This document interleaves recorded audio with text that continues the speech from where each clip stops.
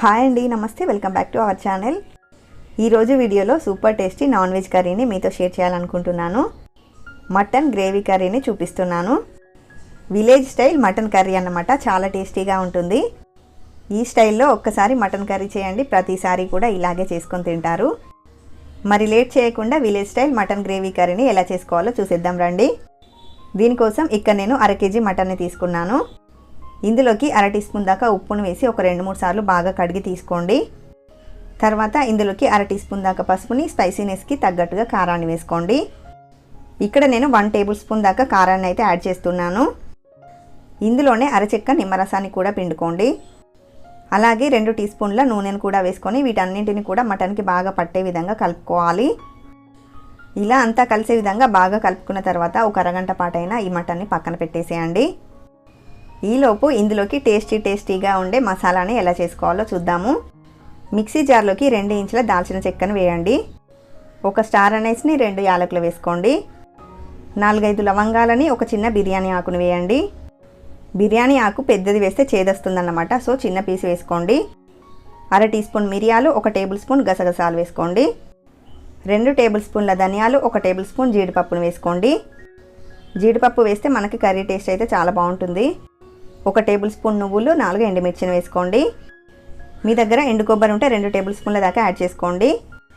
1/2 tea spoon జీలకర్రను కూడా వేసుకొని వీటన్నింటిని కూడా ఫస్ట్ మూత పెట్టి పౌడర్ లాగా గ్రైండ్ చేసుకోండి. ఇలా పౌడర్ లాగా గ్రైండ్ చేసుకున్న తర్వాత ఇందులోకి కొంచెంగా వాటర్ని యాడ్ చేసుకొని ఇలా మెత్తగా పేస్ట్ లాగా గ్రైండ్ చేసుకొని పక్కన పెట్టేసేయండి.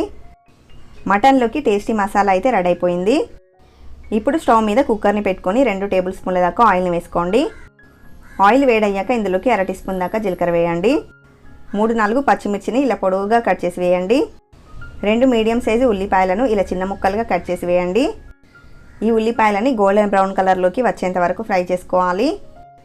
ఉల్లిపాయలు ఇలా బాగా ఫ్రై అయిన తర్వాత ఇందులోకి 1 టేబుల్ స్పూన్ దాకా అల్లం వెల్లుల్లి పేస్ట్ని వేసుకోండి.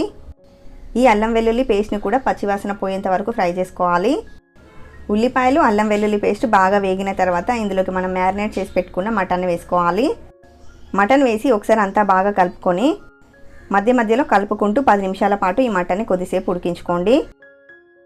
మనకి మటన్ అనేది పూర్తిగా ఉడకాల్సిన పని లేదు. ఒక 10 నిమిషాల పాటు ఇలా ఉడికించుకున్న తర్వాత నెక్స్ట్ ఇందులోకి మనం గ్రైండ్ చేసి పెట్టుకున్న మసాలా పేస్ట్ని వేసేసేయండి. మసాలా పేస్ట్ని మొత్తాన్ని కూడా వేసేసి మీడియం ఫ్లేమ్లో ఒక 5-10 నిమిషాల పాటు ఆయిల్లో బాగా ఫ్రై చేసుకోవాలి. పచ్చివాసన అంతా కూడా పోవాలన్నమాట. సో అంతవరకు కూడా కొంచెం ఆయిల్ పైకి తేలేంత వరకు బాగా ఉడికించుకోండి. ఇందులోనే 1/2 కప్పు పుదీనా ఆకుల్ని, 1/2 కప్పు కొత్తిమీర ఆకుల్ని కూడా వేసుకొని ఫ్రై చేయండి. ఇలా 5 నుంచి 10 నిమిషాల పాటు ఉడికించుకున్న తర్వాత ఇందులోకి గ్రేవీ కన్సిస్టెన్సీకి తగ్గట్టుగా వాటర్ని వేసుకోవాలి. ఇక్కడ నేను 500 ml దాకా వాటర్ని వేస్తున్నాను. ఇందులోకి సాల్ట్ని నేను ముందే యాడ్ చేయట్లేదు. మటన్ని ఉడికించుకున్న తర్వాత చివర్లో యాడ్ చేస్తాను. ఇప్పుడు అంతా ఒకసారి బాగా కలిపి కుక్కర్ పైన మూత పెట్టి కనీసం 8 నుంచి 10 విజిల్స్ వచ్చేంత వరకు ఉడికించండి. అంటే మనం తీసుకునే మటన్ ముదురుతనాన్ని బట్టి విజిల్స్ని తెప్పించుకోవాలి. నేనైతే ఇక్కడ 8 విజిల్స్ వచ్చేంత వరకు కుక్ చేశానండి.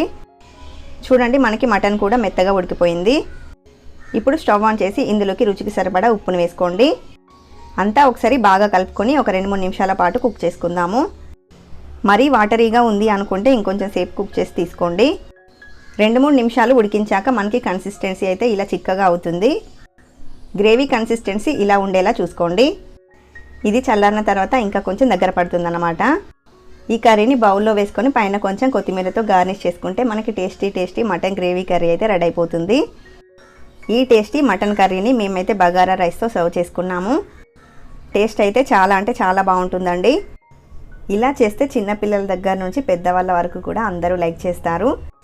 ఈ టేస్టీ రెసిపీని మీరు కూడా ఇంట్లో ఈ విధంగా ఒకసారి ట్రై చేసి చూడండి. ఈ మటన్ గ్రేవీ కర్రీ మీకు నచ్చితే వీడియోని లైక్ చేయండి. మరిన్ని టేస్టీ రెసిపీస్ కోసం ఛానల్ని సబ్స్క్రైబ్ చేసుకోండి. Thank you for watching.